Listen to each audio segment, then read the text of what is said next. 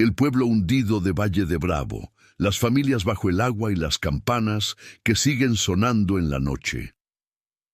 Bajo las montañas verdes y los pinos altos del Estado de México, hay un lago hermoso que muchos conocen por fotos turísticas, lanchas y casas de descanso con embarcaderos privados. Es Valle de Bravo. Pero lo que casi nadie ve es lo que está abajo, muy abajo, donde el agua es más oscura y el sol nunca llega. Las calles, las paredes y el pequeño panteón del antiguo pueblo, que quedó hundido cuando construyeron la presa. A veces, en las madrugadas de neblina, cuando el viento baja de los cerros y golpea las campanas de la parroquia nueva, hay quien jura que escucha, mezclado con el tañido metálico, otro sonido más viejo, más grave, que no viene del campanario del pueblo actual, sino de algún lugar debajo del agua. Antes de continuar, si te gustan estas historias de terror basadas en lugares reales de México, suscríbete al canal y cuéntame en los comentarios desde qué ciudad y país nos estás escuchando. Eso ayuda muchísimo a que pueda seguir contándote relatos como este. Ahora sí, vamos con la historia del pueblo hundido de Valle de Bravo. La protagonista se llama Nidia. Tenía 42 años, una hija adolescente, un hijo de 8 años, y limpiaba casas de descanso en las orillas del lago. Llegaba cada lunes en combi desde una colonia humilde en el centro del pueblo, con su cubeta, sus guantes, su mandil y una bolsa donde guardaba lonche, un suéter y un rosario heredado de su madre. No era empleada de planta de nadie, la contrataban por fuera, un día en una casa de gente de la Ciudad de México, otro día en una cabaña de chilangos que solo venían en Semana Santa, otro en un club náutico donde la hacían entrar por la puerta de servicio y le hablaban sin mirarla a la cara. «Mientras paguen», decía Nidia, «yo limpio donde sea». Su vida había estado siempre ligada al agua. De niña, su abuelo la llevaba al lago, cuando todavía no había tantas lanchas deportivas y los cerros parecían más grandes. Él le contaba cosas que a ella le daban miedo, pero que, con los años, entendió que eran una forma de duelo. «Antes de que tuvieran esta postal tan bonita», decía el viejo, «aquí había un pueblo enterito, casitas de piedra, huertos, un panteón chiquito, una iglesia con campanas de verdad. Un día llegaron los ingenieros, dijeron que iban a traer progreso, y el progreso vino con agua hasta el cuello». Nidia escuchaba esa historia mientras veía el reflejo del cielo en la superficie.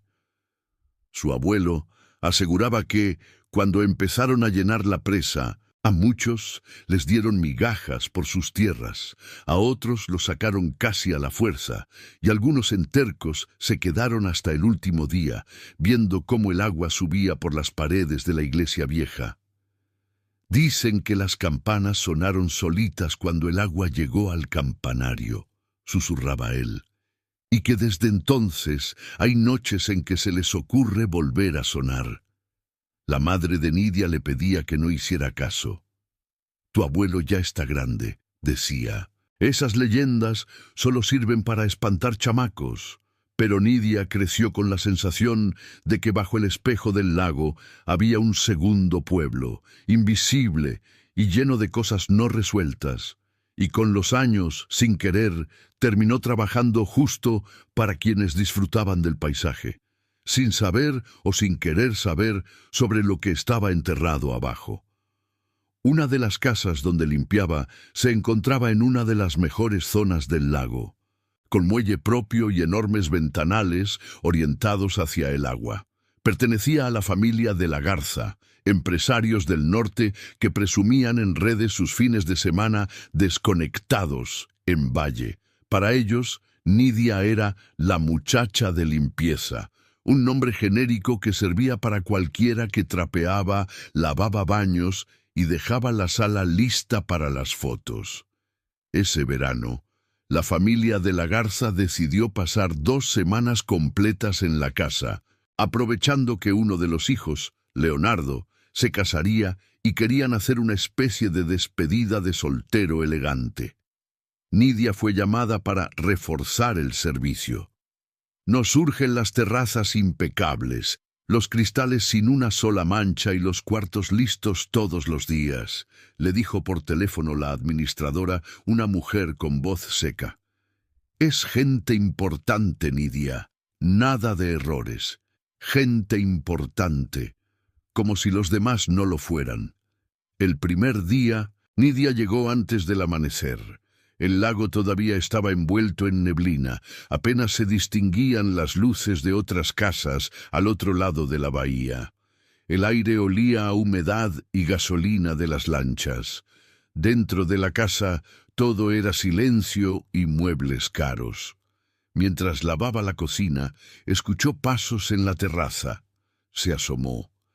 Era el padre de la familia, don Héctor de la Garza, hablando por teléfono con alguien de voz fuerte. Sus palabras resonaban sobre el agua. «Claro que vamos a avanzar con el proyecto del club», decía él. «Esas casas viejas de la orilla ya tuvieron su tiempo.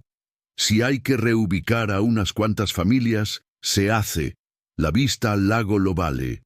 Nidia apretó el trapo. Sabía perfectamente a qué casas viejas se refería. Eran las de la franja más humilde, donde vivían pescadores, señoras que vendían quesadillas a turistas y familias que rentaban cuartos a los trabajadores temporales. Entre ellas estaba la casa de su padre. Les van a ofrecer 4 pesos, pensó, y luego van a decir que ellos aceptaron. Siguió trabajando. Cada vez que barría la terraza, veía el lago con otros ojos. Intentaba imaginar las calles sumergidas, la plaza donde, según el abuelo, jugaban de niños, el panteón donde quedaban las cruces clavadas en el lodo. A los 2 días, los de la Garza organizaron un paseo nocturno en lancha. Invitaron amigos, sacaron botellas y pusieron música fuerte. Nidia, junto con otro empleado, se quedó recogiendo los restos de la tarde. De pronto, Leonardo asomó la cabeza por la puerta. «Oye, Nidia», dijo, con esa familiaridad condescendiente de quien se sabe patrón. «¿Tú no te mareas en lancha?» «No, joven. ¿Quieres venir?», preguntó él, pero sin esperar respuesta. «Necesitamos a alguien que nos sirva cosas, y el capitán está viejo. Si algo pasa, tú pareces de las que saben nadar». La invitación no era un gesto amable, era una orden disfrazada. «Como usted diga», respondió Nidia, limpiándose las manos en el mandil. Abordaron al anochecer. El lago parecía una plancha negra, apenas rayada por la luz de la luna y los reflejos amarillos de las casas en la orilla. La lancha tenía música, risas, gente tomando fotos. Nidia, de pie junto a la hielera, servía vasos, recogía latas vacías y cuidaba que nadie tirara una copa al agua. A mitad del recorrido, cuando ya estaban lejos de la costa, la música se bajó un poco. Una de las invitadas, una mujer joven, de vestido caro y risa estruendosa, miró hacia el lago. «Oigan», dijo, «¿es cierto eso de que aquí abajo hay un pueblo hundido?» Hubo un coro de «sí, no sé, así dicen». Don Héctor se acomodó la gorra. «Eso es historia vieja», dijo. «Un pueblito que sacrificaron por el progreso. Ahora gracias a eso tenemos energía, turismo, casas como esta. Todo tiene un costo». «¿Y no les da miedo?», insistió la mujer. «Dicen que a medianoche se oyen campanas». Leonardo sonrió. «Las únicas campanas que se oyen aquí son las de las bodas y las del brindis», bromeó. «No, Nidia». Todos voltearon a verla, esperando que hiciera el papel de pobladora típica que confirma la leyenda o se asusta. Nidia se sintió exhibida. «Aún así», respondió con calma. «Mi abuelo decía que sí», comentó, «que las campanas de la iglesia vieja sonaron solas cuando el agua subió, y que, de vez en cuando, vuelven a sonar para que no se les olvide que aquí había gente viviendo». Hubo un silencio incómodo un segundo. Luego, risas. «¡Ay, qué fuerte!», dijo la invitada. Me encanta, ya tengo historia para mi Instagram. ¿Ves, Nidia?, añadió Leonardo. Contando historias de miedo, sí das rating. Las risas la atravesaron. No era la primera vez que la usaban como color local, pero algo en esa noche, en ese lago oscuro y en la forma en que hablaban de sacrificios necesarios, la hizo sentir rabia, no solo tristeza. Mientras todos miraban hacia el frente, ella, al fondo de la lancha, hincó la rodilla un segundo y en voz baja, casi a modo de juego, susurró hacia el agua. Si de verdad siguen ahí, no se olviden de nosotros. Ellos ya se olvidaron. No lo dijo esperando una respuesta, pero la tuvo. Un minuto después, cuando ya se acercaban al centro del lago, la música se cortó de golpe. La lancha tembló como si hubiera pasado sobre algo pesado. Las luces parpadearon. ¿Qué fue eso?, preguntó alguien. El capitán, un hombre canoso y serio, se asomó por el borde con la lámpara de mano. Tal vez Tronco, dijo, pero su voz no tenía seguridad. La lancha siguió avanzando despacio. Nidia sintió un escalofrío que no venía del viento, y entonces lo escuchó. Un tañido lejano, profundo. No era el sonido metálico agudo de las campanas nuevas de la parroquia del pueblo. Era algo más grave, más viejo, como una campana grande golpeada desde muy abajo. ¿Oyeron eso?, susurró. ¿Qué?, preguntó Leonardo. Otro tañido. Esta vez más claro. Don Héctor frunció el ceño. Debe ser algún eco. El capitán negó con la cabeza. No hay campanas a esta hora, murmuró. Y menos aquí en medio. Alguien encendió la música de nuevo, como para tapar el ruido. Nidia, sin embargo, se quedó con el corazón acelerado. Mientras servía otra ronda de tragos, no pudo dejar de mirar el agua oscura al costado, imaginando una torre sumergida, una cuerda moviéndose sola, una mano golpeando bronce oxidado. Esa noche, de regreso en la casa, mientras lavaba los vasos en la cocina, escuchó a los dueños comentar en la sala. «Nos están queriendo parar el proyecto del club», decía don Héctor, «que según esto, la zona tiene valor histórico. Ya sabes, gente que no quiere dejar de vivir pegada al lago». «¿Y qué vas a hacer?», preguntó una de las invitadas. «Hablar con el presidente municipal», respondió él con tranquilidad. «Todo se arregla si se sabe a quién invitar a cenar». Nidia sintió náusea.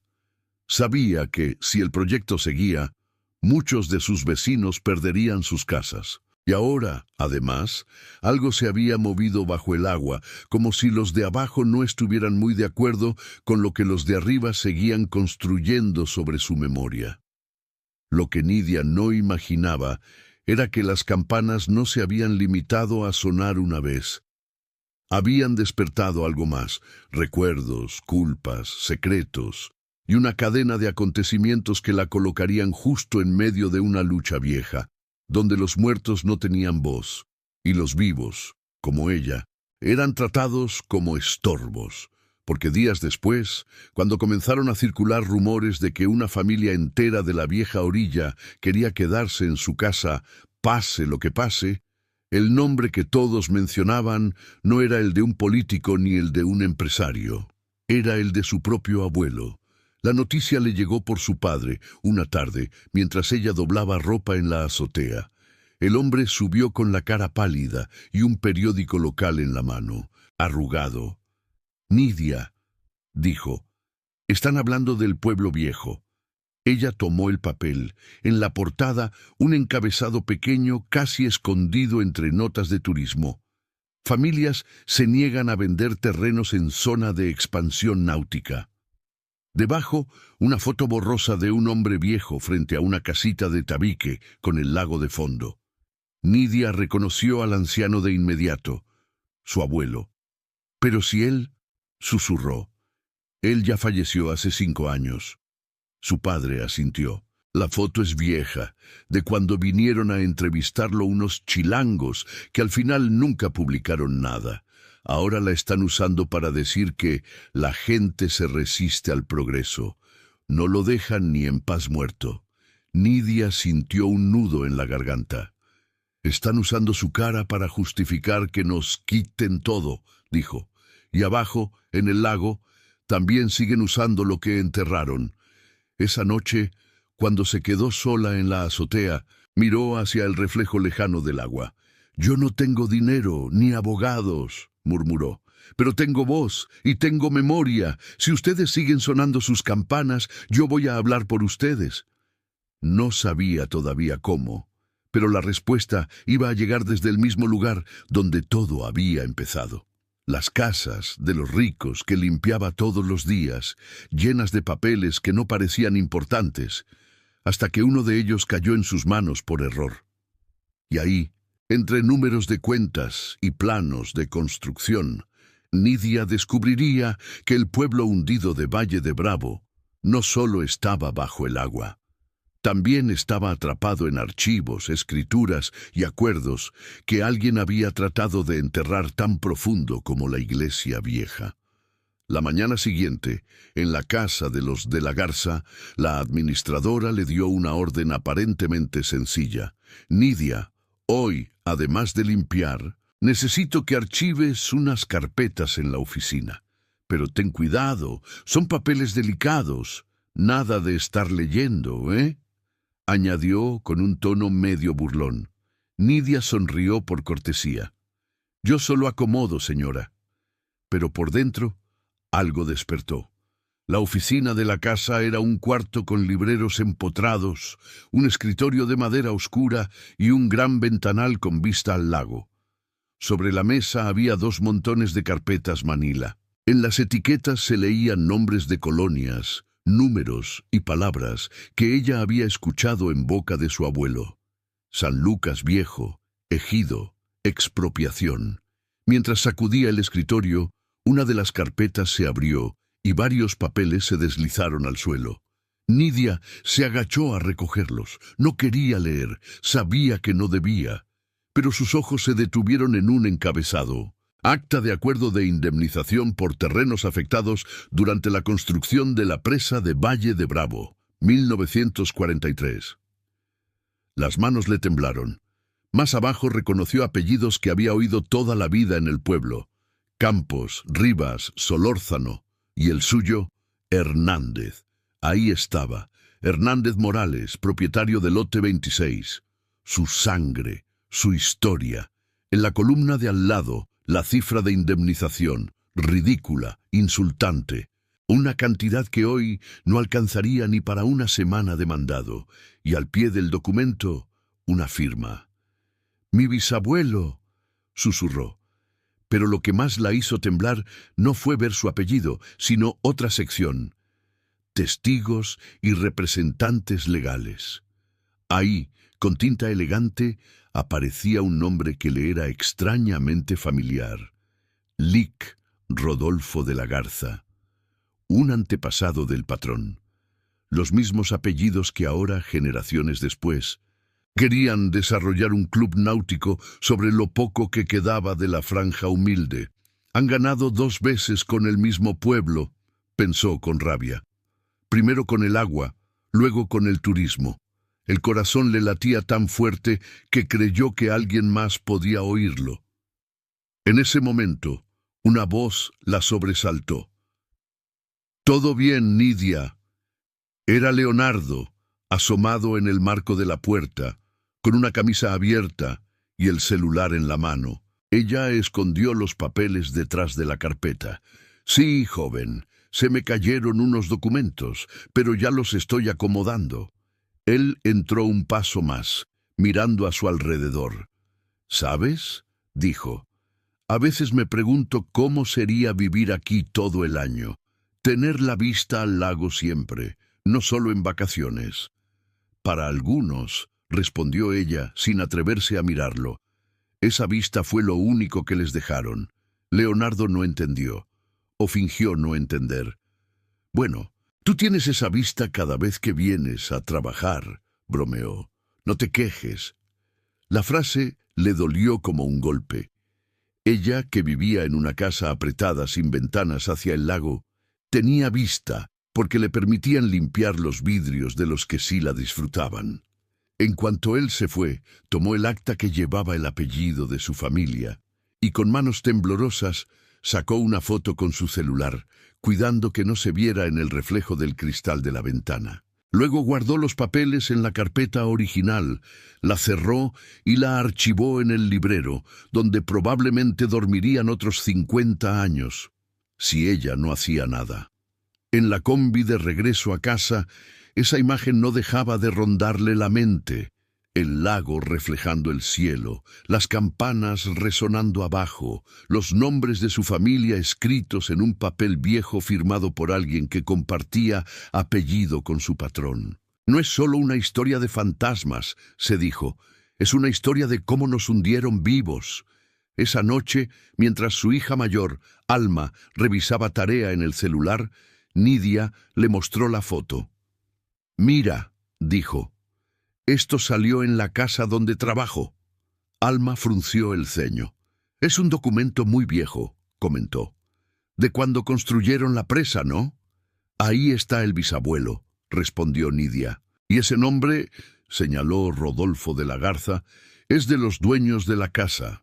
Alma, que no era abogada ni periodista, pero sí había crecido con redes sociales y la intuición de la generación que denuncia en hilos y TikToks, vio el potencial. «¿Y si contamos esto?», preguntó. «No solo como leyenda, sino como historia real. La familia que se hizo rica con la presa y ahora quiere sacar a los que quedan en la orilla». «¿Quién nos va a creer?», dijo Nidia. «A mí me ven como la señora que limpia. Van a decir que estoy inventando». Alma la miró con una mezcla de ternura y firmeza. «Precisamente», respondió, «porque siempre han visto a gente como tú así. Se sienten con permiso de hacer lo que quieran. Pero si la historia la cuentas tú, con tu voz, con lo que sabes, va a pesar diferente». El lago, silencioso al fondo, parecía escuchar. Y en alguna parte de su profundidad, quizás cerca de la torre sumergida de la iglesia vieja, una campana volvió a vibrar, como si aplaudiera la idea. Alma no se conformó con solo mirar la foto una vez. Amplió la imagen, leyó en voz alta los nombres, las cantidades, las firmas. «Mira, ma», dijo, «aquí dice que les pagaron por única ocasión y sin posibilidad de reclamo futuro. O sea, les dieron una miseria y les cerraron la boca legalmente». Nidia, sentada a la mesa con una taza de café, sentía que cada palabra le pesaba en el pecho. «Tu bisabuelo no sabía leer bien», murmuró. «Firmó con una cruz. Seguro nadie le explicó lo que decía». Alma se recargó en el respaldo de la silla. «Y ahora resulta que los apellidos que firmaron aquí son los mismos que tienen la casa grande, la lancha y el proyecto del club. Bonito círculo. El pequeño Diego, hermano de Alma, jugaba en el piso con carritos de plástico, escuchando a medias. «¿Entonces somos dueños del lago?», preguntó, sin entender del todo. Nidia sonrió con tristeza. «Somos dueños de la historia», respondió. «Que no es lo mismo, pero también vale». Esa noche, el viento soplaba desde el agua hacia el pueblo. Se oía el murmullo constante del lago, mezclado con ladridos lejanos y el eco de una moto subiendo la calle empinada. Nidia salió un momento a la puerta. Desde ahí no se veía el espejo del agua, pero se intuía por la humedad en el aire. Recordó las palabras de su abuelo. «Las campanas no dejan de sonar porque no quieren que nos olviden». Respiró hondo. «Está bien», dijo como si hablara con los de abajo. «Vamos a hacer ruido juntos». Al día siguiente, mientras se dirigía caminando a una de las casas donde trabajaba, una más modesta que la de los de la Garza, propiedad de una pareja de maestros de la UNAM, Nidia empezó a fijarse en cosas que siempre había pasado por alto. En la base de un muro de contención, cerca del embarcadero público, se veía una cruz de piedra a medio hundir, con letras borradas. Más allá, un árbol crecía torcido, como si sus raíces chocaran con algo duro bajo tierra. Ahí estuvo el panteón, le había dicho una vez su abuelo. Tocó la cruz con la mano. Aunque estaba seca, sintió un escalofrío frío correrle por los dedos. En la casa de los maestros, mientras lavaba trastes, se atrevió a preguntar. «Oiga, profe», dijo al dueño, que revisaba unos exámenes en la mesa. «¿Usted sabe algo del pueblo que hundieron cuando hicieron la presa?» El hombre levantó la vista, sorprendido por la pregunta. «¿San Lucas Viejo?», preguntó. «Algo sé. He leído un par de textos y he platicado con gente mayor». «¿Por qué?». Nidia dudó un momento. «Es que mi familia salió de ahí», confesó. «Y en la casa donde trabajo encontré un papel viejo, de cuando les pagaron por sus tierras. Quiero saber si hay más cosas escritas, más historias». El maestro dejó su pluma. «Claro que hay», dijo. «Lo que pasa es que a casi nadie le interesa buscarlas. El discurso oficial habla del progreso, de la energía que se genera, del turismo. Pero en los archivos hay actas, quejas, cartas. Algunas incluso nunca se contestaron». Nidia sintió un cosquilleo. «¿Y dónde están?». «En el archivo municipal, en Toluca, en la CFE», enumeró él. «Pero no es fácil acceder. Te piden solicitudes, tiempos y muchas veces te dicen que no se encontraron documentos». «¿Qué papel viste exactamente?». Ella sacó el celular y le mostró la foto. El maestro se ajustó los lentes. «Ajá», murmuró. «Acta de indemnización. Mira aquí. En representación de los afectados, el licenciado…» Se detuvo. «Híjole, ¿es pariente de los dueños de esa casa donde trabajas?». «Eso creo», respondió Nidia. «Es el mismo apellido. De ahí nació toda la riqueza de ellos, de lo que nos quitaron».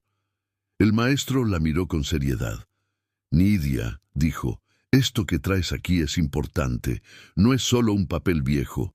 Si se cruza con otras actas, se puede armar la historia completa de cómo se construyó este lago. Y a lo mejor se puede demostrar que hubo abusos». Ella apretó el teléfono en la mano. «¿Y de qué sirve demostrarlo ahora?», preguntó. «Los que firmaron ya se murieron. Los que mandaron también. Sirve para que los de ahora no puedan decir «no sabíamos», respondió él. Sirve para que, cuando quieran volver a hacer lo mismo, haya memoria». El maestro hizo una pausa. «Y sirve», añadió, «para los que todavía tienen pendiente con los de abajo». Nidia bajó la mirada. Pensó en las campanas sonando en la noche del lago. «¿Y si…?», empezó. «Si mezclaras la historia real con la leyenda», adivinó él. «Eso llega más lejos que cualquier documento académico. La gente escucha más un buen relato que un oficio con sellos».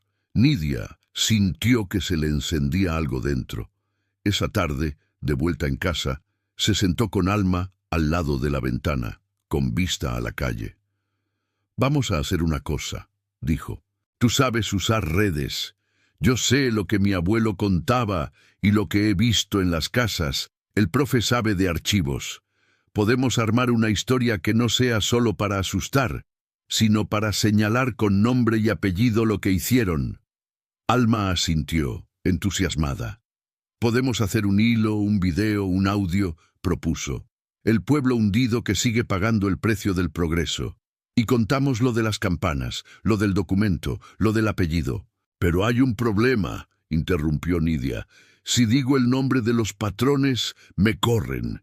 Y si se enojan de verdad, pueden hacer algo peor». Alma se quedó pensativa. «No tienes que decir el nombre completo», respondió. «Puedes hablar de una familia de empresarios que se benefició con la presa y ahora quiere construir un club sobre lo que queda del pueblo viejo. Los que quieran entender, van a entender». Diego, que escuchaba desde la cama, intervino. «Y las campanas se pueden oír en el video, ma. Así saben que no es cuento». Nidia sonrió. «¿Cómo las grabamos?». «Volviendo al lago de noche», dijo Alma, como si propusiera algo sencillo. Pero esta vez no desde la lancha de los ricos, sino desde la orilla, donde están las casas viejas. La noche en que decidieron ir a grabar, el cielo estaba nublado y no se veía la luna. Nidia sintió un poco de miedo, no tanto por los fantasmas, sino por los vivos. No era raro que a ciertas horas hubiera rondines de policía o camionetas sospechosas por la zona de la orilla. Fueron 3, Nidia, Alma y el maestro. Bajaron por un camino de tierra hasta llegar a un punto donde el lago se comía poco a poco la ribera. Había restos de lo que alguna vez fue un muro y algunas piedras talladas que parecían parte de una escalera antigua. «Aquí», dijo el maestro, «es donde, según los planos, quedaba la plaza central del pueblo viejo. La iglesia estaría unos metros más hacia adentro, ya bajo el agua». Nidia sintió que las piernas le temblaban. Alma sacó el celular y abrió la grabadora de voz y la cámara, lista para documentar. «Vamos a hacerlo sencillo», dijo. «Mamá, tú cuentas lo que te dijo el abuelo. Profe, usted comenta lo del documento y dejamos el micrófono abierto un rato, por si suena algo». Nidia se acercó al borde. El agua estaba quieta, pero no tanto. Pequeñas ondas golpeaban las piedras, como si algo respirara debajo. «Aquí», empezó ella con voz baja pero firme, «hubo un pueblo antes del lago. Mi abuelo nació en esas calles que ahora están bajo el agua.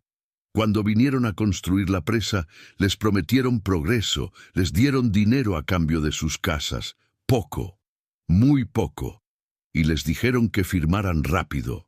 El representante de la compañía era un licenciado que ahora tiene descendientes que siguen haciendo negocio con este lugar». Hizo una pausa. «No voy a decir su nombre, porque todos aquí lo conocen, pero en este papel», levantó la impresión que el maestro le había sacado al documento, «está su firma. Y en esa orilla», señaló las luces lejanas de las casas de lujo, «está su segunda riqueza. La primera la hizo hundiendo este pueblo, la segunda convirtiendo la tragedia en vista panorámica». Alma grababa en silencio. El maestro tomó la palabra. «Legalmente, no hay nada que podamos hacer hoy por esas indemnizaciones ridículas», dijo, «pero sí podemos contar la verdad. Que aquí hubo familias, fiestas, entierros, campanas, que no fue un pueblito sin importancia como lo pintan, sino un lugar que sacrificaron sin preguntar demasiado». De pronto, el viento cambió. Sopló desde el centro del lago hacia la orilla, levantando una brisa fría. Nidia apretó los dientes. «Si alguien nos está escuchando abajo», susurró, «sepan que no nos olvidamos, que sus apellidos, sus historias, siguen en nuestros papeles y en nuestra boca». Y entonces, como si alguien hubiera estado esperando esa declaración, se oyó una campanada, lejana, grave, clara. Alma dio un brinco. «¿Lo grabó?», preguntó Nidia, casi sin respirar. Alma miró la pantalla. La línea de audio mostraba un pico nítido. «Sí», susurró, «aquí está. Otra campanada». El maestro tragó saliva. «No hay ninguna iglesia tan cerca», dijo, «y a esta hora no deberían sonar». La tercera campanada vino acompañada de algo más, un rumor de voces, apenas perceptible, como si el viento trajera fragmentos de oraciones, rezos, canciones de fiesta mezcladas con llanto. Nidia sintió que se le llenaban los ojos de lágrimas. «Nos están contestando», murmuró. Alma, con la cámara apuntando al agua, captó un detalle que la piel le erizó. Por un instante, muy breve, un círculo de burbujas se formó en la superficie, exactamente donde, según el maestro, estaría el campanario sumergido. Parecía el aire atrapado de una campana vieja, escapando en un suspiro. «Vámonos», dijo el maestro nervioso. «Ya tenemos suficiente». De regreso a casa, Alma editó el audio. limpió el ruido del viento, subió el volumen justo en las campanadas, agregó la voz de su madre contando la historia. Lo subió a una cuenta anónima en redes, con el título «Las campanas del pueblo hundido de Valle de Bravo siguen sonando, y sus dueños también». El video no se volvió viral de inmediato, pero empezó a circular en grupos locales, en páginas de Valle de Bravo antiguo, en foros de gente interesada en historias de pueblos desaparecidos. Algunos comentaban que era montaje, otros decían que ellos también habían escuchado campanas en noches de neblina, sin explicación. Entre las cientos de vistas, una llamó la atención de Nidia. Un comentario sin foto de perfil que decía: «Si siguen hablando de eso, se van a meter en problemas. Hay cosas que es mejor dejar bajo el agua». Alma sintió un pico de adrenalina. «Eso quiere decir que alguien se dio por aludido», dijo. «Si no importara, no escribirían». Nidia, sin embargo, sintió temor. «Si se enteran en la casa donde trabajo», murmuró. Días después, el temor se volvió realidad. Nidia estaba puliendo la baranda de la escalera en la casa de los de la Garza cuando la administradora la llamó a la oficina. «Siéntate, por favor», dijo, con una sonrisa que no alcanzaba a los ojos. Nidia obedeció, con el corazón acelerado. Sobre el escritorio había una tablet. En la pantalla, el video del pueblo hundido, en pausa, con el título visible. «Nos llegó esto», dijo la administradora. «Lo compartieron en un chat. No sé si sea tu voz, pero se parece mucho». Nidia sintió que se le iba la sangre a los pies. «Yo», empezó. Antes de que pudiera inventar algo, don Héctor entró a la oficina. Traía un semblante serio, distinto al hombre relajado de las lanchas. «Te voy a hablar claro, Nidia», dijo. «Nosotros apreciamos tu trabajo, siempre has sido cumplida, pero hay líneas que no se cruzan. Estar usando información de esta casa, nombres de familias, para alimentar chismes en Internet, no está bien». Nidia levantó la vista. «No dije ningún nombre», respondió con esfuerzo por mantener la calma. «Solo conté la historia de mi familia, de cómo les quitaron sus tierras. Es mi derecho. También es nuestro derecho cuidar nuestra reputación», replicó él. «Lo que se hizo hace 80 años se hizo bajo las leyes de ese momento. No puedes juzgar el pasado con ojos de hoy». Ella apretó los puños. «Lo que están haciendo ahora», dijo, «querer sacar a los de la orilla para construir un club, eso sí es de hoy, y se parece mucho a lo de antes». Hubo un silencio pesado. La administradora intervino con voz melosa. «Nidia, nadie te está diciendo que no sientas lo que sientes, pero mezclar ese resentimiento con fantasmas y campanas, eso solo genera morbo y afecta negocios». Don Héctor se cruzó de brazos. «Te vamos a pagar las semanas que faltan de este mes», dijo, «pero después de eso ya no será necesario que regreses». Era un despido disfrazado de acuerdo amistoso. Nidia sintió ganas de llorar, pero se negó a darles ese espectáculo. «Está bien», respondió poniéndose de pie. «A donde voy, trabajo no me ha faltado. Pero hay algo que sí quiero que sepa, don Héctor».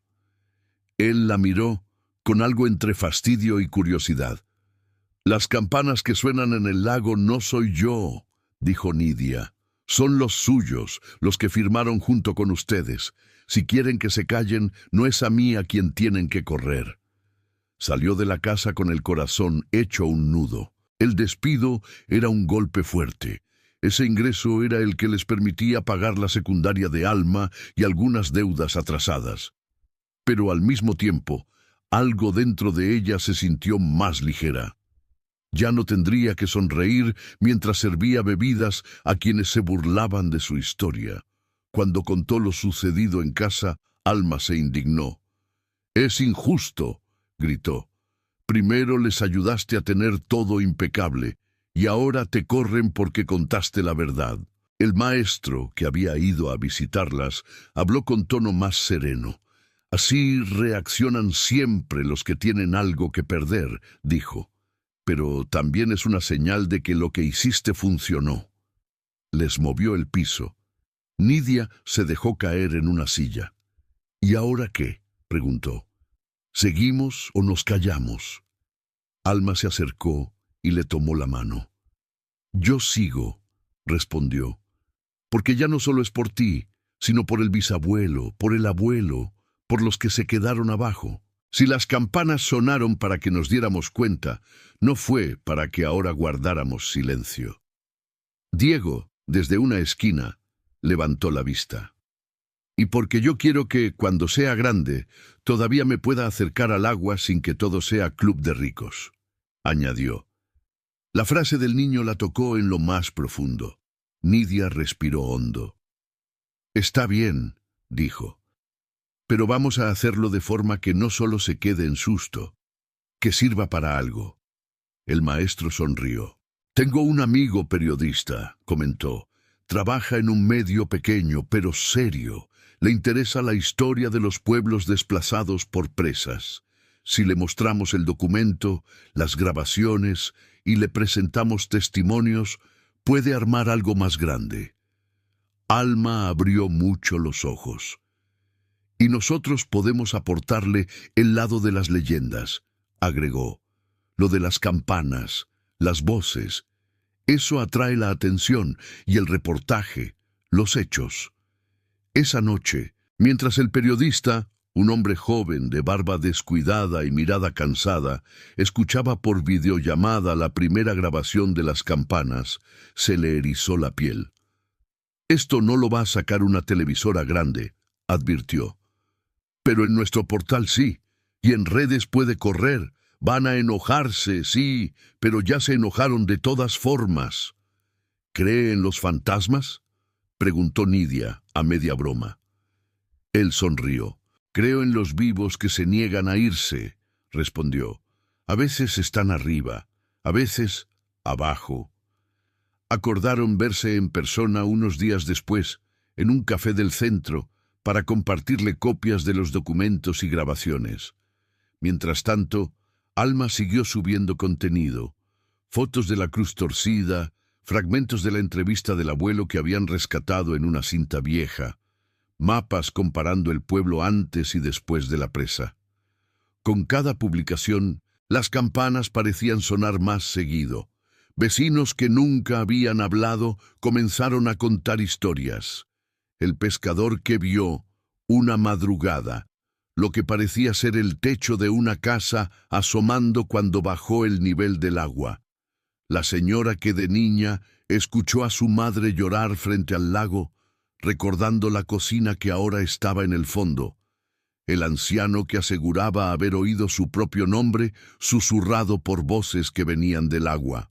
Entre todos esos relatos, el de Nidia tenía algo especial. No venía de un turista curioso ni de un investigador externo, sino de alguien que limpiaba diariamente los espacios de quienes se habían beneficiado del hundimiento. Las campanas habían encontrado por fin a su campanera. El reportaje salió un miércoles, casi sin que Nidia se diera cuenta. El periodista les había avisado que quizá tardarían semanas en publicar, que tenía que revisar datos, cruzar fechas, hablar con otros afectados. Pero esa mañana, mientras Nidia preparaba café en la pequeña cocina de su casa, el celular comenzó a vibrar sin parar en la mesa. «Ma, mira esto», dijo Alma, entrando apurada desde el cuarto, con el teléfono en alto. En la pantalla se veía el encabezado de una nota. Las campanas del pueblo hundido. Historias de despojo en el lago de Valle de Bravo. Abajo, una foto del lago en una mañana nublada, con una cruz de piedra inclinada en primer plano. Más abajo, el primer párrafo contaba, sin nombres completos, la historia de Nidia H., trabajadora de limpieza de casas de descanso, nieta de una familia desplazada por la construcción de la presa, que ahora veía repetirse la historia con los intentos de expulsar a los habitantes de la franja humilde. «¿Te fijaste?», dijo Alma. No puso tu apellido entero, ni el de los empresarios. Nidia leyó despacio.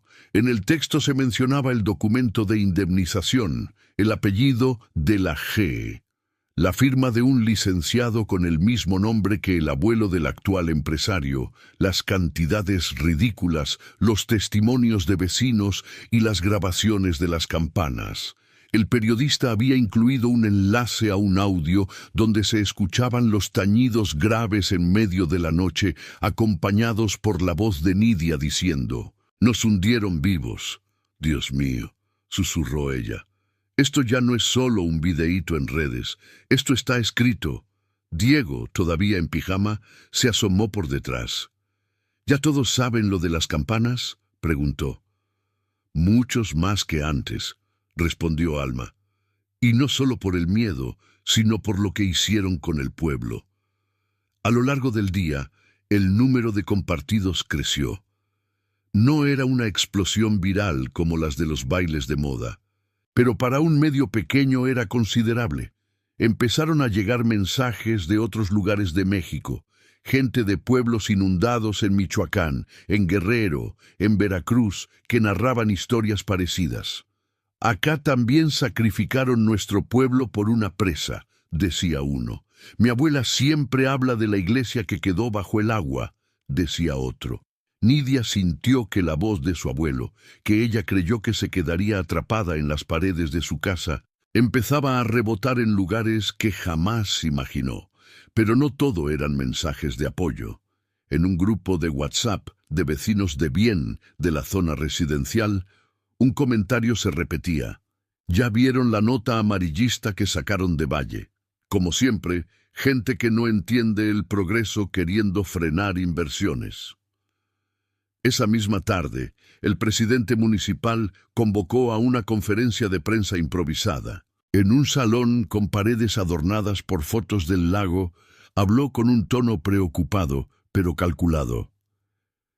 «Queremos aclarar», dijo, «que los proyectos de desarrollo turístico en nuestra región cumplen con todas las normas.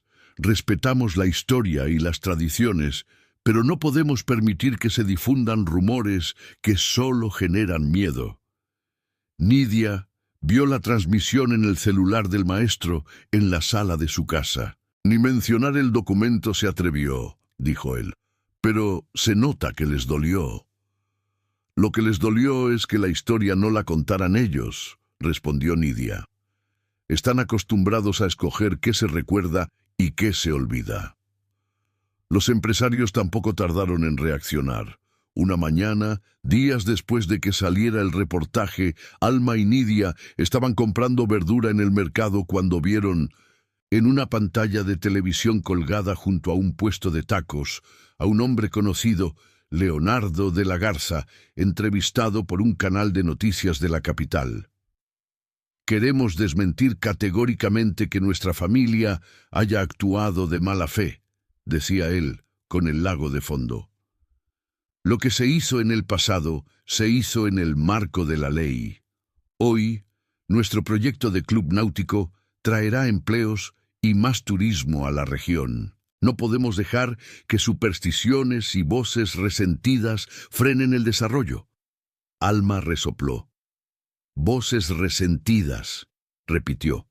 «O sea, tú». Nidia sintió una punzada en el estómago. «Mira cómo no se atreven a decir mi nombre», murmuró. «Pero todos sabemos a quién se refieren. Mientras tanto, algo más pasaba en el lago. Ese verano, la temporada de lluvias se retrasó. Los cerros alrededor de Valle empezaron a verse más cafés de lo habitual. Las pipas de agua entraban y salían del pueblo, llevando líquido a colonias donde las tuberías ya no daban abasto. El nivel del lago, que normalmente se mantenía constante, empezó a bajar, primero unos centímetros, luego varios metros. Desde la carretera panorámica se alcanzaban a ver franjas de lodo agrietado donde antes había agua. Los muelles quedaban en el aire, colgando sobre un vacío lodoso. Las lanchas tenían que alejarse más de la orilla para flotar. «Hay sequía en todo el estado», comentó el maestro, mostrando a Nidia una nota de periódico. Están extrayendo más agua para la Ciudad de México, y las lluvias no llegan. Para muchos, era solo un problema ambiental. Para el pueblo hundido, era una oportunidad de asomar la cabeza. Una tarde, Nidia bajó hasta la orilla con Alma y Diego. Querían ver con sus propios ojos cuánto había bajado el agua. El paisaje era inquietante. Donde antes las olas golpeaban suavemente contra las piedras, ahora se extendían metros de barro resquebrajado, con restos de ramas, botellas, pedazos de concreto. «Mira eso», señaló Alma. A unos 40 metros de donde empezaba ahora el lago, se alzaba la base de algo que no parecía natural, un pedazo de muro de piedra, con una esquina bien marcada. Más allá se distinguía lo que parecía ser una escalinata rota. Nidia sintió que se le aceleraba el corazón. Susurró. «Es una casa». No era una casa entera, pero lo que quedaba bastaba para imaginar el resto. A un lado del muro, medio enterrado en el lodo, se veía un pedazo de cruz de piedra, distinta a la de la orilla, más trabajada, con restos de un grabado. «Si el agua sigue bajando, va a aparecer más», dijo Alma, sacando el celular para tomar fotos. «Van a tener que aceptar que el pueblo está ahí, no solo en historias». La sequía continuó. Los turistas que venían por fotos bonitas empezaron a quejarse de que el lago se veía feo. Algunos cancelaron reservaciones. En cambio, llegaron otros visitantes, periodistas, fotógrafos, curiosos que querían ver los restos del pueblo fantasma. Una mañana, Nidia vio en la televisión a un reportero parado junto a las ruinas emergidas. «Detrás de mí», decía, «podemos ver parte de lo que, se cree, fue una de las construcciones del antiguo pueblo que quedó bajo el agua cuando se construyó la presa. Habitantes de la zona consideran que es una señal de que la historia hundida está saliendo a la luz. Otros, en cambio, prefieren no hablar del tema». La cámara cambió a la imagen de una señora mayor, con rebozo, que decía: «Es que ahí enterraron a mi mamá, y ahora que se ve, me dan ganas de ir a rezar, pero también miedo. Como si la hubieran dejado sin su cobija de agua. Ya no pueden decir que es pura leyenda», comentó el maestro sentado en la sala de Nidia. «La sequía les está sacando los esqueletos, literalmente». Los de la Garza, por su parte, aceleraron el trámite para el club. Sabían que la sequía era un problema, pero también una oportunidad. Con el lago bajo, podían trabajar en la construcción de muelles y estructuras sin necesidad de dragar tanto. Presionaron más al municipio, ofrecieron apoyos a cambio de permisos. Al mismo tiempo, intentaron desacreditar la historia de Nidia. Un día, en redes, apareció una campaña anónima. «Los verdaderos responsables de que el lago baje somos todos. El cambio climático, el uso excesivo de agua. No tiene nada que ver con fantasmas ni con viejos documentos. No nos dejemos manipular por gente que solo busca llamar la atención». Alma, al leerlo, apretó los dientes. «Claro que el cambio climático influye», dijo, «pero también influye que se lleven el agua para los ricos de la ciudad. Quieren que parezca que nadie tiene parte de culpa». En ese contexto, un grupo de vecinos de la franja humilde empezó a organizarse. Había pescadores, vendedoras de comida, familias que rentaban cuartos. Algunos conocían a Nidia de toda la vida, otros apenas la habían visto en la tienda. Pero todos habían leído o escuchado algo del reportaje, del audio, de las campanas. La reunión se hizo en un salón comunitario, con luz de tubos fluorescentes y sillas de plástico. «Nos quieren sacar con el cuento de que nos reubican», dijo un pescador robusto. «Pero a los que conozco que ya aceptaron, los mandaron a unos terrenos secos, lejos del lago, sin trabajo. Aquí tenemos al menos algo. Y ahora que el pueblo viejo está saliendo, Parece que hasta la tierra nos está diciendo que nos paremos, comentó una señora de cabello blanco. Mis papás vivieron allá abajo. No quiero que la historia se repita. Algunos, sin embargo, dudaban. ¿Y qué vamos a hacer contra esa gente?, preguntó un hombre joven. Tienen dinero, abogados, contactos. Nosotros apenas si tenemos para el camión. Todas las miradas se posaron tarde o temprano en Nidia. Ella sintió la presión como un peso sobre los hombros. Yo no soy líder de nada, dijo con sinceridad. Soy una señora que limpia casas y contó su historia. Mi abuelo me habló del pueblo hundido y yo solo lo saqué a la luz. El pescador asintió. Precisamente, respondió, porque eres como nosotros, te escuchan. Lo del audio de las campanas, lo de los documentos, nadie más lo había hecho. Si te haces para atrás ahora, van a decir que solo fue un berrinche. Alma, sentada junto a su madre, apretó su mano. Mamá, susurró, no tienes que hacerlo sola. Estamos contigo. El maestro también intervino. No se trata de que Nidia se vuelva heroína, aclaró, sino de que armemos algo juntos. Un comité, una carta, una demanda colectiva. Ella puede ser una de las voces, pero no la única. La discusión siguió por horas. Algunos proponían marchas, otros plantones frente a la presidencia municipal, otros bloquear el acceso a la zona donde querían hacer el club. Había miedo. Miedo a perder el poco trabajo, miedo a represalias, miedo a no lograr nada.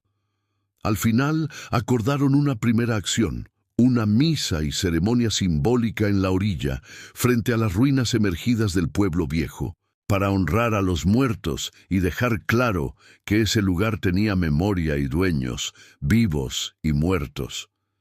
Vamos a llevar flores, velas, fotos, dijo la señora del rebozo. Y que vengan cámaras quien quiera grabar. Si los de arriba usan eventos para sus inauguraciones, nosotros también podemos usar los nuestros. Invitaron al sacerdote de la parroquia nueva. Al principio dudó. No quiero meterme en política, dijo, pero tampoco puedo negarme a rezar por los difuntos. Si lo planteamos como recuerdo y no como protesta... Nidia lo miró a los ojos. Padre, dijo, para nosotros no hay diferencia. Recordar ya es protestar. El día de la ceremonia amaneció nublado. El nivel del lago había bajado aún más. Ahora se distinguían claramente los cimientos de varias construcciones, alineadas de forma que se podía imaginar la calle, la plaza, la base de la iglesia. Sobre el barro agrietado, la gente colocó veladoras y flores de cempasúchil, como si fuera un día de muertos adelantado. El aire olía a tierra húmeda y a incienso. El sacerdote, vestido con una estola sencilla, comenzó a rezar. Nidia, entre la multitud, sostenía una foto vieja de su abuelo, tomada frente a una casa que ahora debía estar justo bajo sus pies. Aquí estamos, susurró.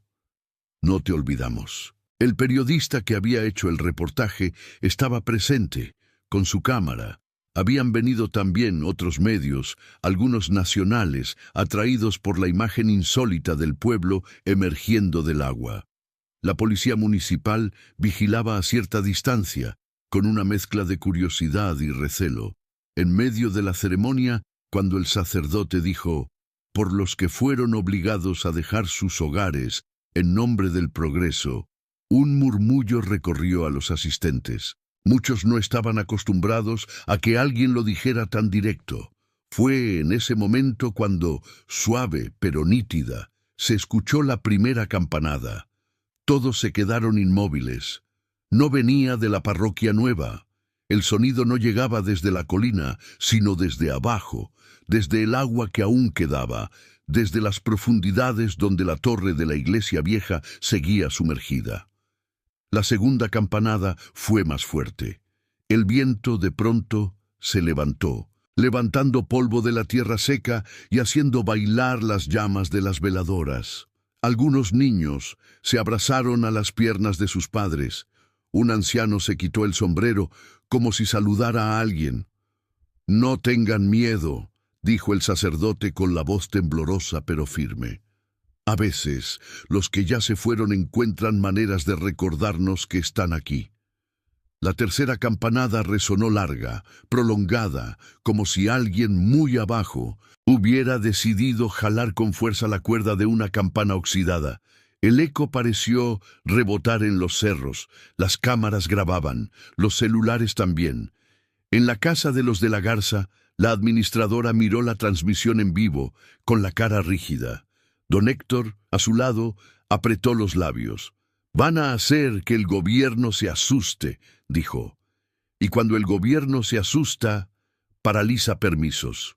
Leonardo intentó bromear. «A lo mejor los muertos quieren su parte del club», comentó. Pero su padre no sonrió. «Esto ya no es un chisme de internet», respondió. «Es un movimiento». Y empezó con esa mujer. ¿Cómo se llamaba? La que limpiaba aquí. La administradora dudó. «Nidia». «Eso», dijo él. «Ella». En la orilla, mientras la gente seguía rezando, algunos comenzaron a cantar una canción antigua que las abuelas usaban para despedir a los muertos. Nidia sintió que algo se acomodaba en su pecho, como si una parte de la tristeza de su abuelo, heredada y silenciosa, por fin encontrara salida. Al terminar la ceremonia, el periodista se acercó a ella. «Te buscan», dijo, «de un noticiero grande.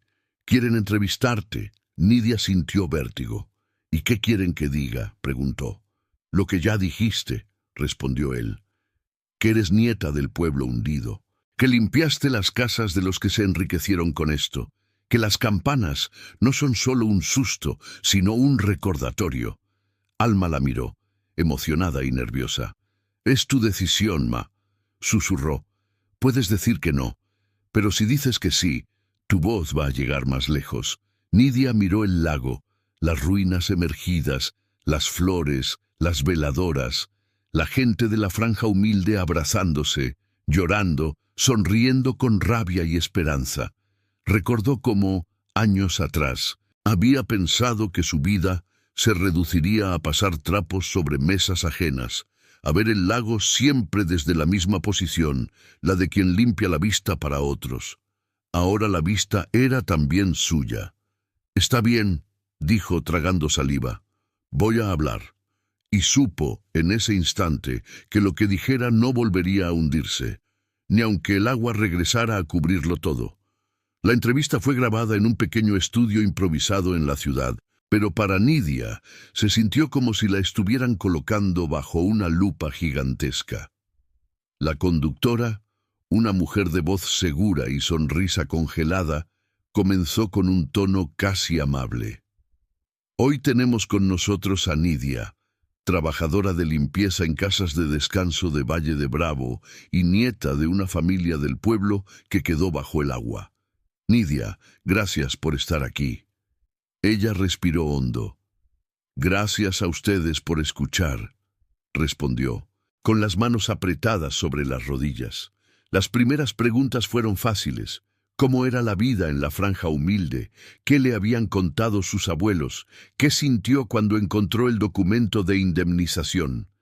Nidia habló despacio, midiendo cada palabra, pensando al mismo tiempo en el rostro de su abuelo, en el lodo cuarteado, en las campanas. Cuando vi la firma de mi bisabuelo junto a la del licenciado que representaba a la compañía, dijo, entendí que nuestra historia no era solo una leyenda, era un papel firmado donde nos dijeron, esto es todo lo que valen sus casas, sus muertos, su vida. Y hoy quieren volver a hacer lo mismo con los que vivimos pegados a la orilla. La conductora asintió, pero pronto viró la conversación. Algunos empresarios han dicho que usted está usando este tema para generar miedo y frenar proyectos que traerían empleo y progreso. ¿Qué responde? Nidia sintió el peso de miles de ojos detrás de la cámara. Yo limpio las casas de esa gente desde hace años, contestó.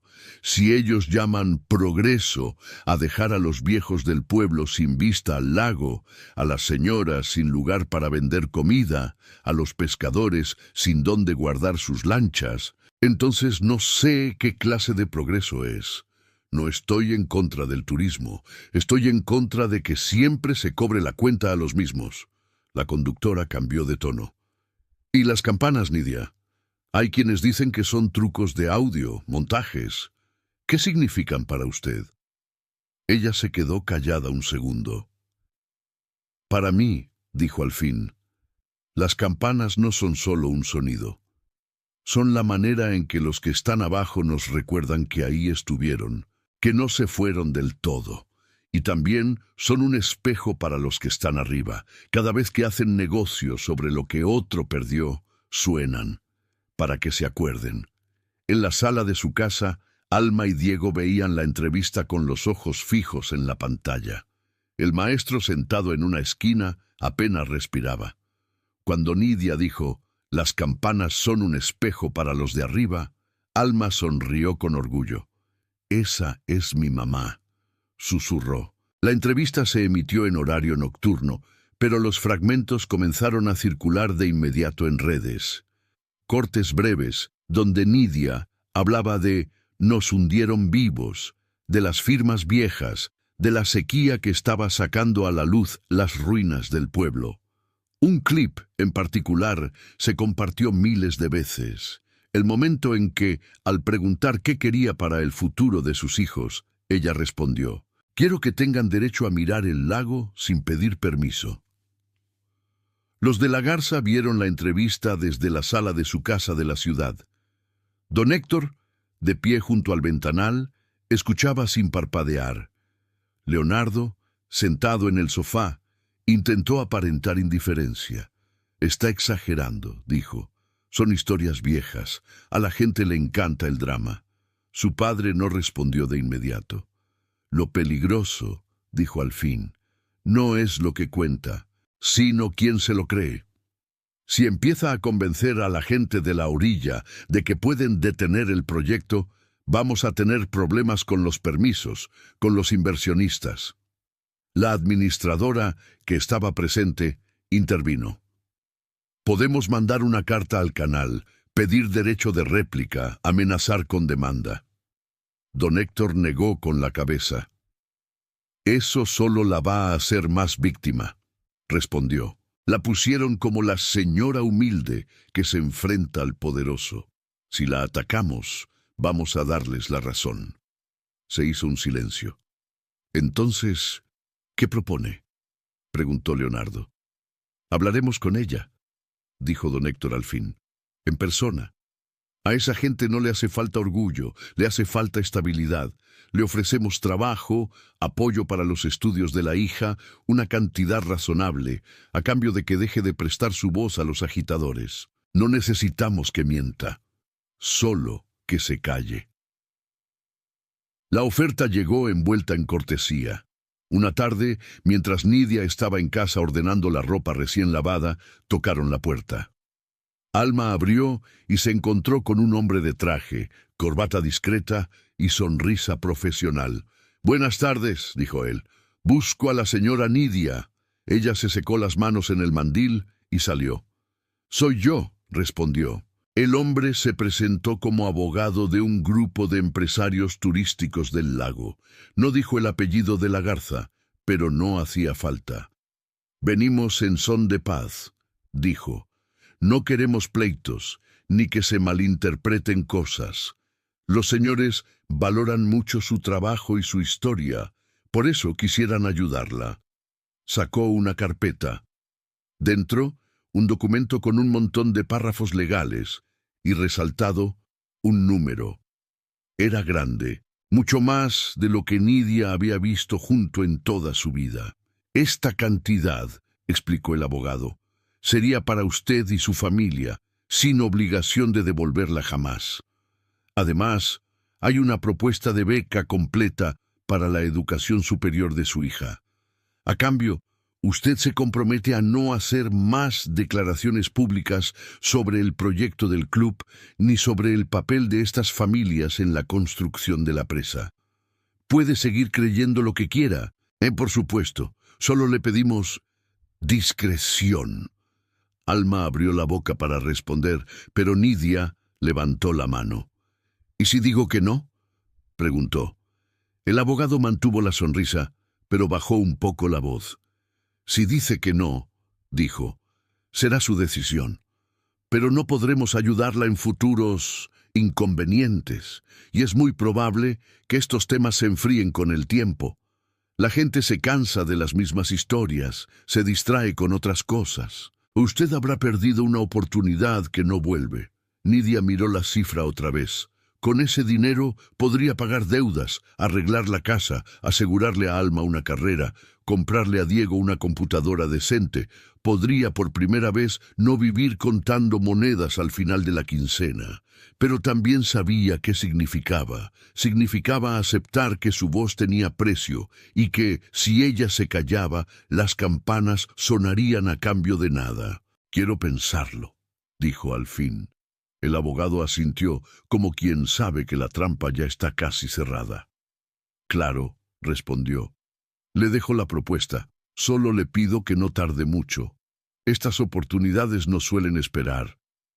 Cuando se fue, Alma cerró la puerta con fuerza. «No podemos aceptar», exclamó. «Eso es comprar tu silencio, mamá». Nidia se sentó, mareada. «Es mucho dinero, hija», dijo. «Con eso tú podrías estudiar sin preocuparte. Diego podría». «¿Y los demás?», interrumpió Alma. «¿Y las otras familias? ¿Y el pueblo hundido? ¿Y el abuelo? Todo se olvida porque nos pagaron a nosotras». Eso mismo hicieron hace años. Les dieron una miseria y les dijeron que firmaran sin leer. Las palabras la golpearon. Era la misma escena repetida, solo que ahora en una salita de cemento en lugar de una oficina de la compañía. El maestro, cuando llegó y se enteró de la oferta, se quedó serio. «No te voy a decir qué hacer», advirtió. «No soy quien. Pero sí te voy a recordar algo. Lo que tú hagas va a marcar ejemplo. Si aceptas, otros van a decir, pues si Nidia agarró, nosotros también. Si te mantienes firme, algunos se van a sentir fuertes contigo y otros te van a odiar. Me van a odiar de cualquier manera», murmuró ella. Esa noche, el viento estaba extraño. El cielo se cubrió de nubes negras que no venían de ningún frente conocido. El aire tenía un olor metálico, como a tierra removida. El pronóstico no anunciaba lluvia, pero algo, en el lago, parecía estar preparando otra cosa. La tormenta empezó después de la medianoche. No fue un aguacero normal, de esos que refrescan el calor del verano. Fueron truenos largos, relámpagos que cortaban el cielo sobre los cerros, ráfagas de viento que golpeaban las láminas de las casas. El agua caía con una fuerza casi violenta, como si el lago, que llevaba meses retrocediendo, hubiera decidido reclamar de golpe lo que le faltaba. Nidia se despertó con el estruendo. Alma y Diego corrieron a su cama. «Se va a meter el agua, ma», dijo Diego asustado. Ella los abrazó. «Es solo tormenta», respondió, aunque por dentro sentía algo más. Una inquietud vieja, como si el pueblo hundido estuviera moviéndose ahí abajo, removiendo sus cimientos. En la franja humilde de la orilla, varias casas se inundaron. El agua, en lugar de ir directo al lago, subía desde abajo, desde el suelo agrietado, como si brotara a borbotones. Algunos dijeron que vieron pequeñas columnas de burbujas en lugares específicos, justo donde habían aparecido las ruinas emergidas. En la casa de los de la Garza, el agua golpeaba los ventanales, pero nada se filtraba. Desde su habitación, Leonardo vio cómo el lago, que en los últimos meses se había retirado de su muelle, ahora volvía a acercarse. «Mira», dijo, despertando a su padre. «Parece que el nivel está subiendo otra vez. Eso nos conviene, ¿no?». Don Héctor se asomó. En efecto, El agua estaba ganando terreno rápidamente, tragándose el barro resquebrajado, cubriendo poco a poco las bases de los muelles, las piedras, los restos de las construcciones emergidas.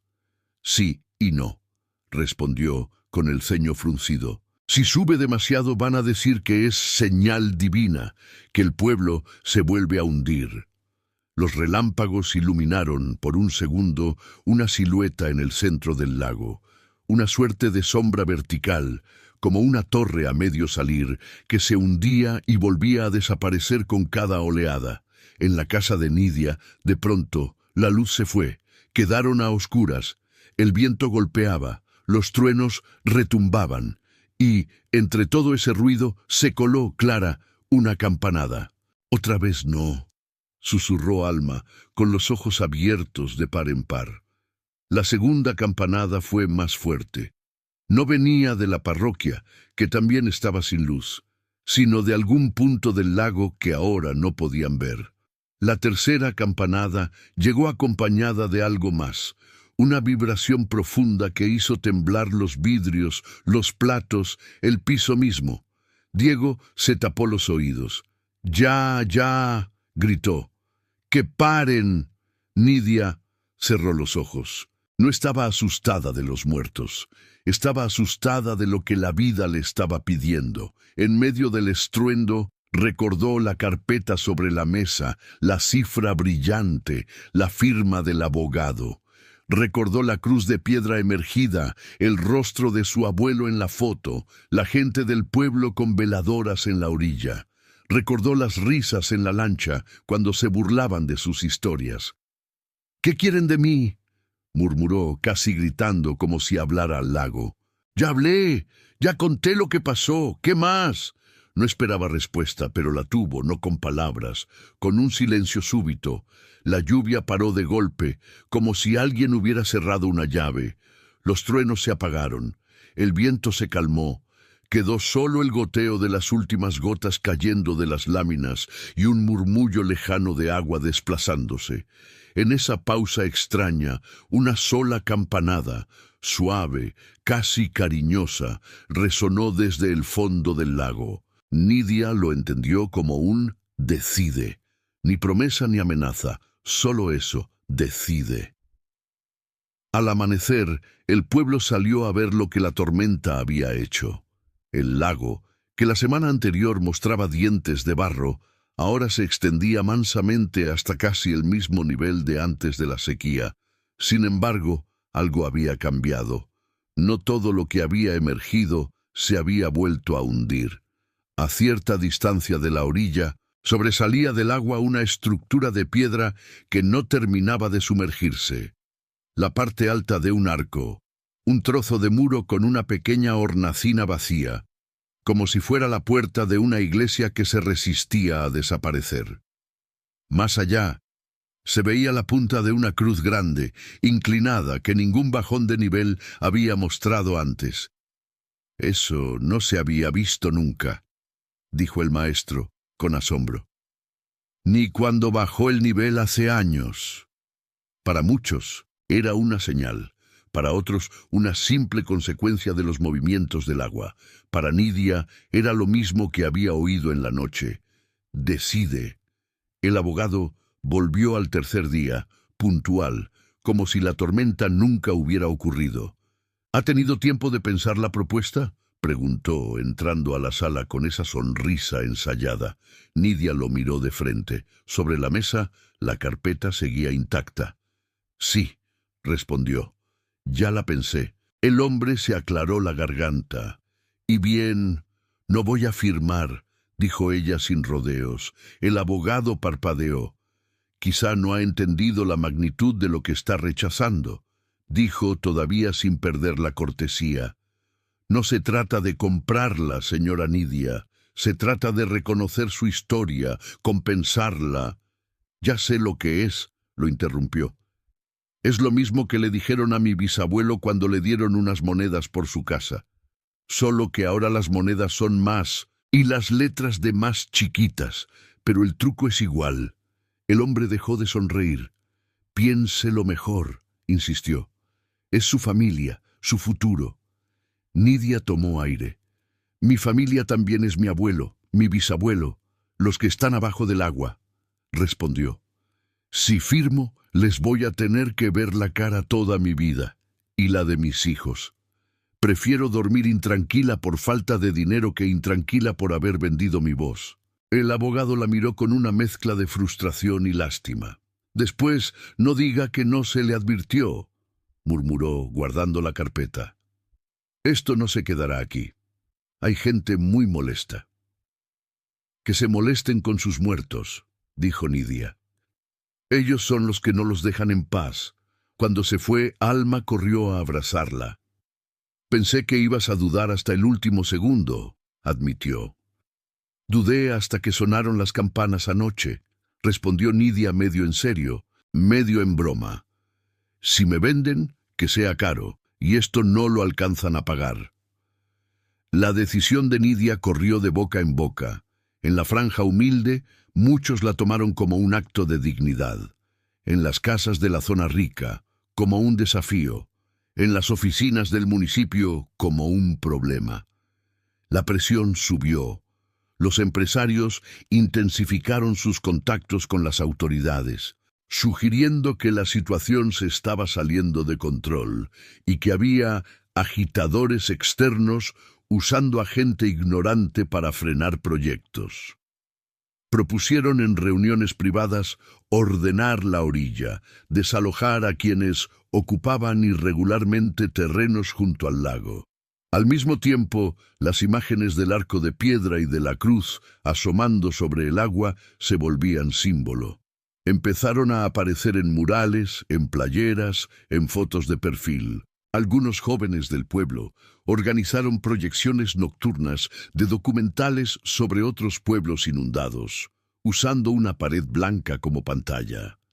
Las campanas, sin embargo, se volvieron más caprichosas. A veces sonaban en noches claras, sin viento, justo después de que corría la noticia de algún avance del proyecto del club. Otras veces retumbaban al amanecer, cuando los primeros pescadores salían al lago como si marcaran una cita. Una madrugada, Nidia se despertó con un tañido especialmente largo. Se asomó a la ventana y vio, a lo lejos, lucecitas moverse en la orilla. Eran sus vecinos, llevando veladoras hacia el lugar donde el arco emergido parecía flotar. ¿A dónde van?, preguntó Alma, que también se había despertado. A decidir, respondió Nidia. Igual que nosotros. El día del enfrentamiento no lo convocó un líder ni un partido, lo convocó un rumor. Desde temprano, corrió la voz por la franja humilde de que aquella mañana llegarían máquinas y camionetas de la policía para limpiar el borde del lago, levantar bardas provisionales y empezar las obras del club. Nadie supo exactamente quién lo dijo primero, pero todos lo repitieron. «Van a cercar la orilla», dijo el pescador robusto. «Si hoy no nos paramos, mañana ya va a haber rejas».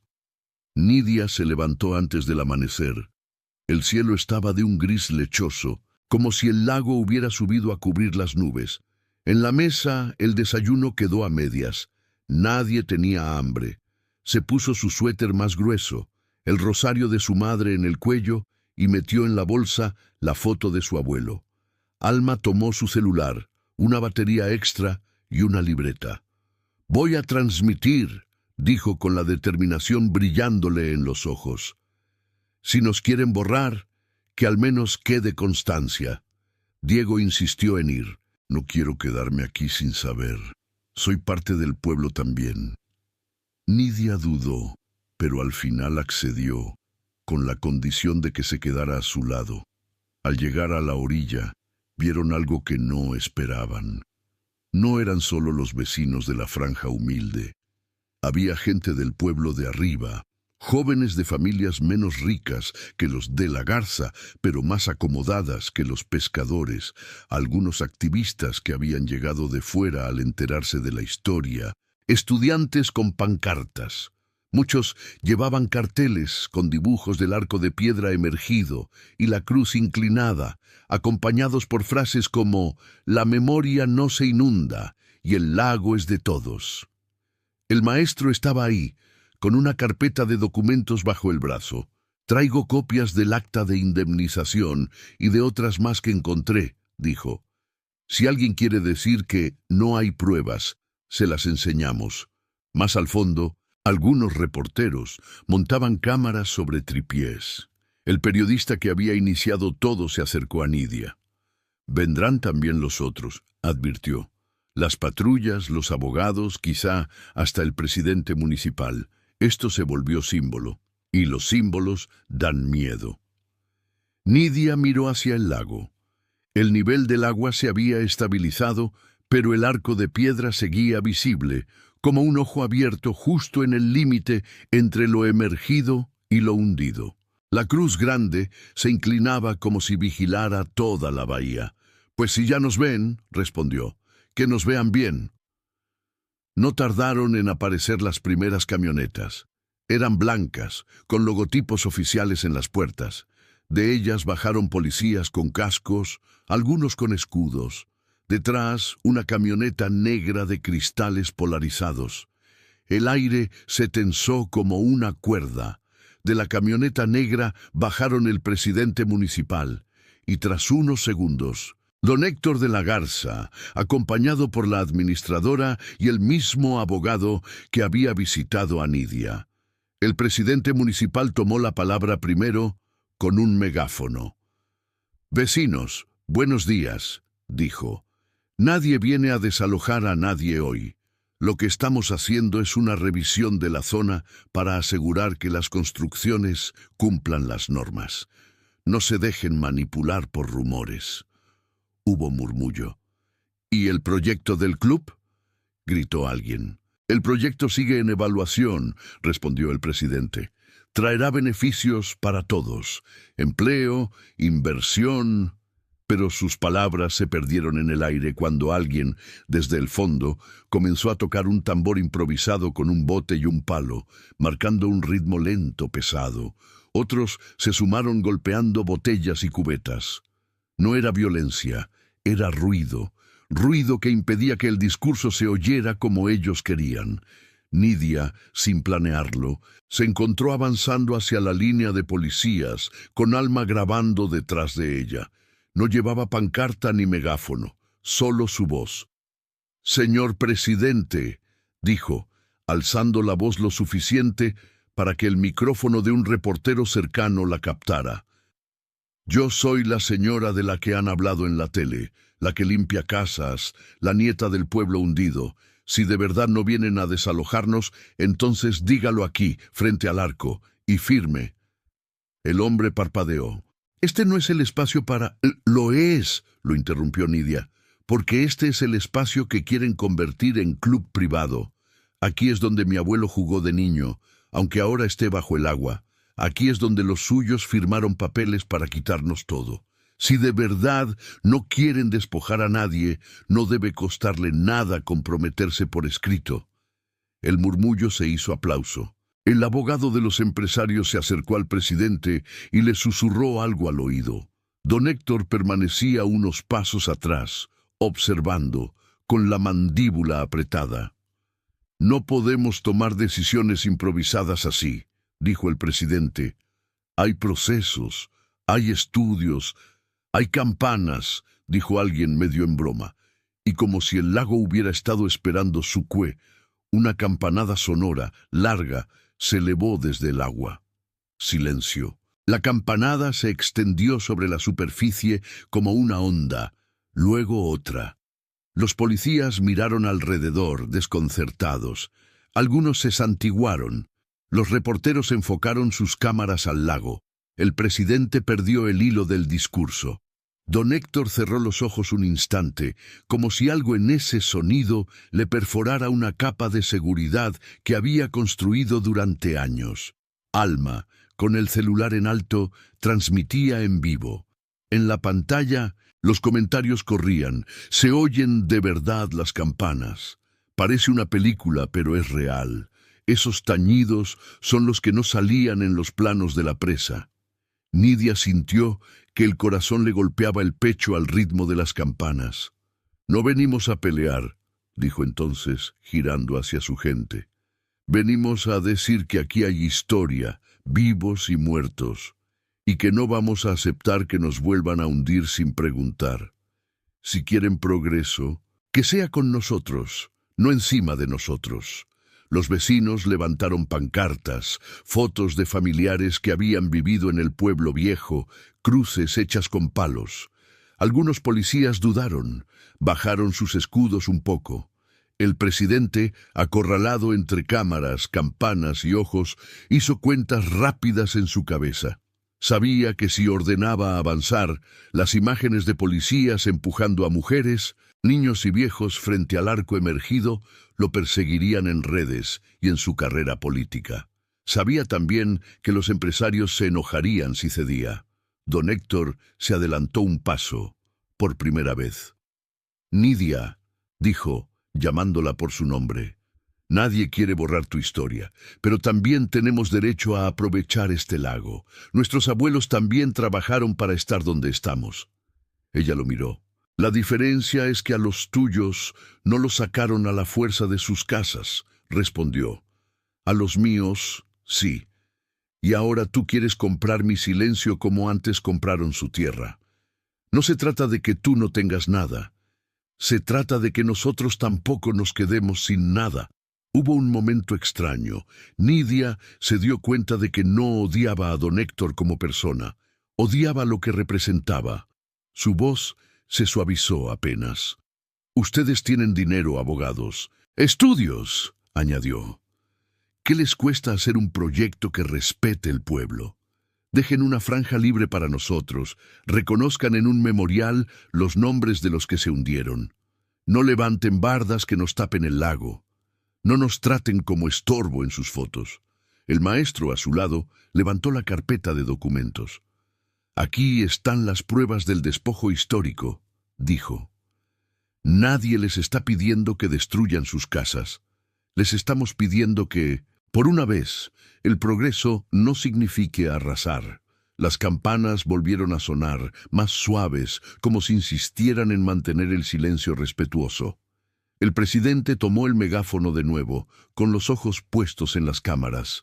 Sabía leer momentos, sabía que la tormenta reciente, las ruinas emergidas, las campanas, la señora de limpieza enfrentándose con dignidad, todo eso había construido una escena que el país estaba viendo. «Vamos a suspender temporalmente cualquier obra relacionada con el club», anunció. «Y vamos a abrir una mesa de diálogo con representantes de todos los vecinos, incluyendo la franja humilde. Se revisará la viabilidad del proyecto, garantizando respeto a la memoria histórica del pueblo que estuvo aquí antes del lago». Hubo gritos, aplausos, llanto. No era una victoria total, lo sabían. Suspender temporalmente y mesa de diálogo podían ser trucos para ganar tiempo, pero era un freno, un hueco en el muro. «Y se creará», añadió el presidente improvisando algo que sabía que sonaría bien, «un espacio conmemorativo a las familias desplazadas por la construcción de la presa, en coordinación con autoridades estatales». Nidia pensó en su abuelo, en su bisabuelo, en la gente cuyos nombres estaban en las actas amarillas. «Que no sea solo un monumento bonito», dijo, para que el micrófono la alcanzara. «Que también traiga luz, agua y papeles en regla para los que seguimos aquí». El presidente no respondió, pero tampoco lo negó. Don Héctor, tenso, se acercó al abogado. «Esto no se acaba aquí», susurró. «Pero si nos empeñamos a la mala, nos van a hundir con ellos». Por primera vez parecía comprender que el pueblo hundido no solo era un lugar físico, sino una memoria que podía arrastrar reputaciones. En los meses siguientes, la vida no se volvió un cuento de hadas. Las negociaciones fueron largas, llenas de trampas e intentos de diluir los compromisos. Algunos vecinos se dejaron convencer por ofertas individuales de reubicación con dinero por adelantado. Otros se desanimaron, cansados de juntas, papeles, promesas. Pero algo sí cambió de raíz. Ya no se hablaba del club como un hecho inevitable, sino como una propuesta en disputa. En los planos, la franja humilde comenzó a aparecer no como zona irregular, sino como zona habitacional de larga data. El proyecto, presionado por la opinión pública, tuvo que modificarse. Se redujo la extensión del club, se dejaron accesos libres al lago para los vecinos, se contempló un área pública con un pequeño centro de interpretación sobre el pueblo hundido. El memorial, al principio, quiso ser algo frío. Una placa de bronce con pocas líneas. Nidia, Alma, el maestro y otros vecinos se negaron. «No queremos que sean solo fechas y nombres», dijo Nidia. «Queremos que se cuenten las historias». Al final, lograron algo más digno. Un espacio abierto junto a la orilla, cerca de donde el arco y la cruz se veían cuando el nivel del agua bajaba, con paneles donde se narraba la historia del pueblo viejo, fotografías recuperadas, copias de actas, testimonios de habitantes. Una de las paredes tenía pintadas, en grande, las palabras que Nidia había dicho en la entrevista. «Nos hundieron vivos, pero la memoria flota». Las campanas seguían sonando, no todas las noches, no siempre igual, pero cada vez que una lancha de lujo pasaba frente al arco emergido, algunos turistas pedían que les contaran la historia, y los lancheros, muchos de ellos hijos y nietos de desplazados, ya no repetían una versión edulcorada. Señalaban el memorial, los paneles, el arco, y hablaban de papeles, de firmas, de sequías, de tormentas y de una señora que limpiaba casas y se negó a vender su voz. Nidia, por su parte, no volvió a pisar la casa de los de la Garza como trabajadora. Consiguió otros trabajos, más modestos pero más limpios de humillación. Con la ayuda de Alma, el maestro y el periodista, empezó a grabar relatos sobre otros pueblos desplazados, otras historias de despojo y resistencia. Su voz, la misma que habían subestimado durante años, se volvió reconocible en podcasts y videos. «Nunca pensé que me iban a pagar por hablar», decía a veces, con media sonrisa. «Toda la vida me pagaron por callarme». Alma obtuvo una beca, no la de los empresarios, sino una de una universidad que se interesó por su trabajo de documentación comunitaria, y empezó a estudiar comunicación. Diego creció sabiendo que el lago no era solo un lugar bonito, sino un libro abierto. Un atardecer, meses después de aquel día en la orilla, Nidia bajó sola hasta el memorial. El agua estaba tranquila. El arco apenas asomaba, como un recuerdo que se resiste a desvanecerse del todo. La cruz inclinada se dibujaba bajo la superficie, deformada por las ondas. Se sentó en una banca y sacó la foto de su abuelo. La colocó un momento sobre sus piernas. «Hasta aquí llegamos, viejo», murmuró. «No pudimos deshacer lo que les hicieron, pero al menos ya nadie puede decir que no pasó». El viento movió suavemente el agua. Una campanada suave, casi íntima, resonó desde el fondo. No era un grito de protesta ni un llamado a la guerra. Sonaba más bien a despedida, a reconocimiento. Nidia cerró los ojos. Por primera vez no sintió el peso de la culpa ajena sobre los hombros. Sintió, en cambio, algo parecido a paz. Sabía que los de arriba seguirían buscando formas de sacar provecho del lago. Sabía que las desigualdades no se borran con un memorial ni con una marcha. Sabía que sus hijos y los hijos de sus hijos tendrían que seguir defendiendo lo que ahora apenas se había rescatado. Pero también sabía que el pueblo hundido ya no estaba solo en el fondo. Flotaba en forma de palabras, de imágenes, de recuerdos compartidos.